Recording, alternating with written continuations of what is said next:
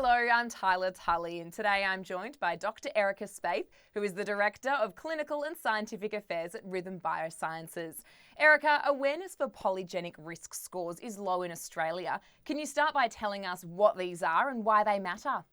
I'll start off by saying that awareness around polygenic risk scores are low everywhere, not just in Australia. But that's also to be expected with a newer technology. It takes time to create awareness. So, polygenic risk score, or PRS for short, is a combination of common genetic variants spread throughout a person's DNA. I like to think of PRS as a genetic fingerprint for a certain disease or condition. Everyone has a unique combination of these variants, and each variant is associated with a small amount of risk for a disease like breast cancer or bowel cancer.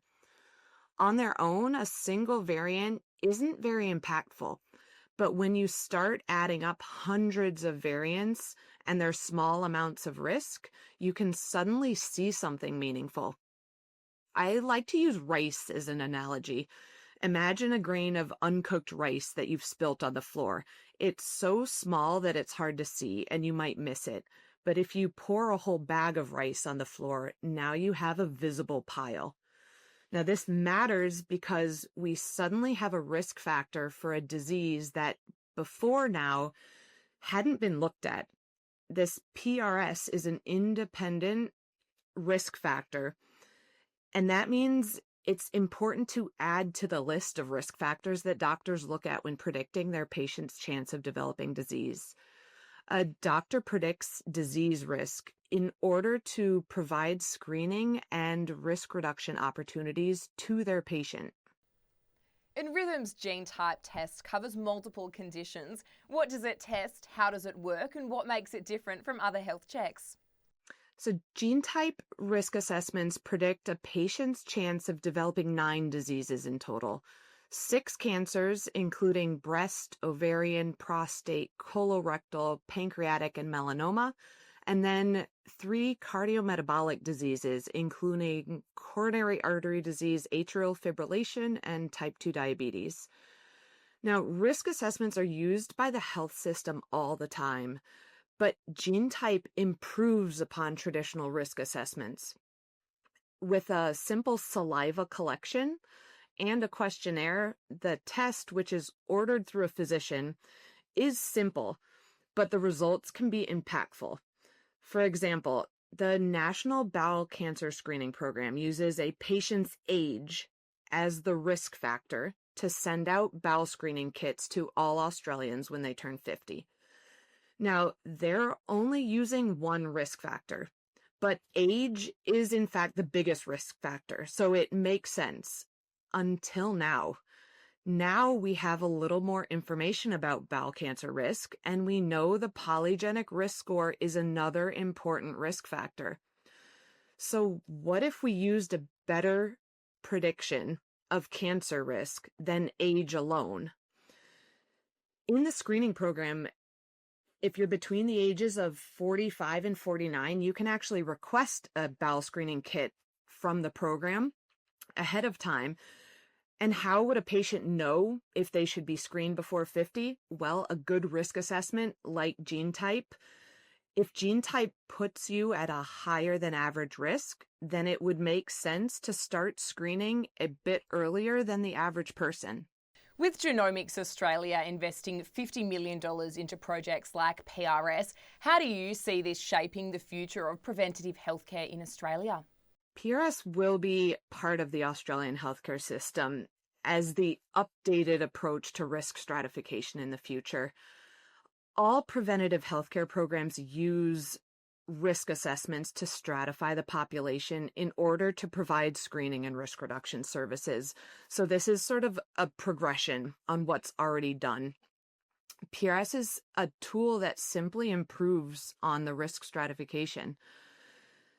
If we consider another screening program, Breast Screen Australia, for example, it's also an age-based screening program where women are invited to receive a mammogram at age 50. And if we think about why that's being done, again, it's age-based, and one 1 in every 8 women will be diagnosed with breast cancer in their lifetime. That's the average risk of developing breast cancer. But if you can use PRS combined with other risk factors, GeneType can actually identify women that have a 1 in 2 or 1 in 3 chance of getting cancer. So they should be getting more screening. And then on the flip side, GeneType can identify women that have a 1 in 16 chance of getting breast cancer. So they could probably have less screening. So I believe PRS will play a significant role in shaping preventive healthcare strategy in Australia and across the world. Better risk stratification will lead to improved patient health and well-being while also controlling costs. I think you might have just touched on it there, but what kind of impact have you seen from patients who've used GeneType?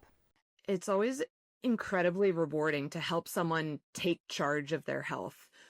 At its core, GeneType provides a personalized disease risk prediction designed to empower both patients and their doctors to take action.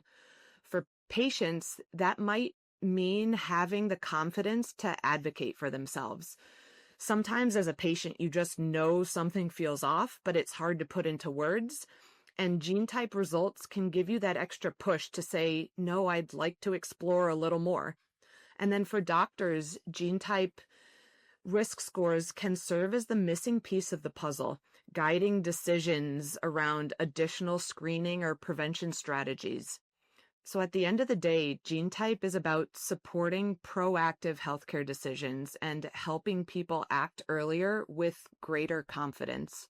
So what's next for Rhythm in this space? What do the next several months look like for the company? It's an exciting time for Rhythm. We're building strong momentum with our Cholestat pipeline, which is our blood-based proteomics bowel cancer screening test. And now GeneType adds a powerful synergy to that story. Together, they position Rhythm at the forefront of cancer risk prediction and supplemental screening as tools designed to expand access and strengthen today's screening approaches. While we have additional diseases and updates in our R&D pipeline, our priority over the next several months is supporting commercial adoption.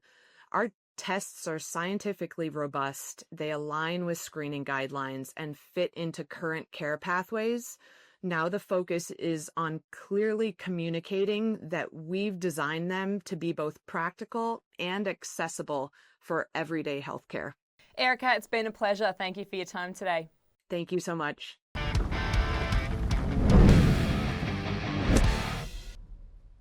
For more ASX news and analysis, subscribe below.